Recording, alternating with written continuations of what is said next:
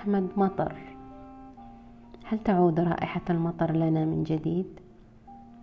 من أي قطرة مطر أتيت؟ من أي همسة ندى كنت؟ من أي صرخة ألم خرجت؟ من أي بسمة فجر جديدا ظهرت وتوهجت؟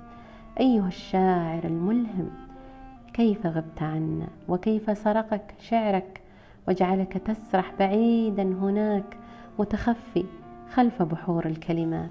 كيف تحولت من شاعر ثائر يزلزل الدنيا بشعره وحضوره إلى شاعر صامت أو صائم عن الكلام تقريبا؟ ما الذي جعلك تعوم في دنيا النسيان؟ هل قوافي الشعر التي ترددها لم تعد مجدية بالنسبة لك؟ ما الذي كنت تريد قوله لمن حولك؟ وما الذي كنت ستقول؟ وما الذي جعلك تكف عن الكلام فجأة؟ هل هو سخط المنطق أم هي فوضى الكلام وتقلب المزاج التي ظلت تراودك سنوات طويلة؟ أيها التائه فوق جدران الذاكرة، ما زلت إلى الآن تحتفظ بأفكارك وتؤمن بآرائك، أم أن تلك الأفكار والآراء تلاشت وأصبحت مرحلة وانتهت بالنسبة إليك؟ الجميع يتساءلون عنك أين أنت، ويبحثون عن إجابة لسؤالهم بين السطور. أيها الشاعر الكبير، هل تنوي العودة لجماهيرك أم تفضل البعد؟ أيها الشاعر المنتفض على الواقع والثائر على شعره وعلى أوزانه، هل اكتفيت بما قدمته من عطاء سابق؟ هل اكتفيت بذلك فعلا، أم أن ما زال لديك الكثير لكنك ترى أن عرضه للناس الآن غير مناسب وليس في حينه؟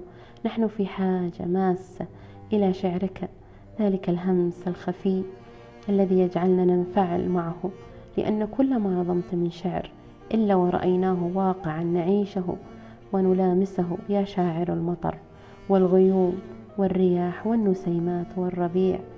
ومع قوة شعرك سمعنا صوت الرعد يقول لنا كفوا عن ملاحقة هذا العملاق، فقد غير الزمان أفكاره ومساره وتوجهاته وأنساه الوقت أشعاره. هل هذا الكلام صحيح؟ لكن لدينا فضول نتساءل وبشدة، لما توقف المطر عن الهطول؟ هل هناك ما يهدد عودته، أم أنه أراح نفسه من عناء الكلام الذي أصبح بالنسبة له مجرد صدى لا يعود عليه إلا بالإزعاج والملل؟ هل تعود رائحة المطر لنا ذات يوم جديد، أم أن هذا الكلام قد فات أوانه؟ نريد إجابة مقنعة أيها المطر.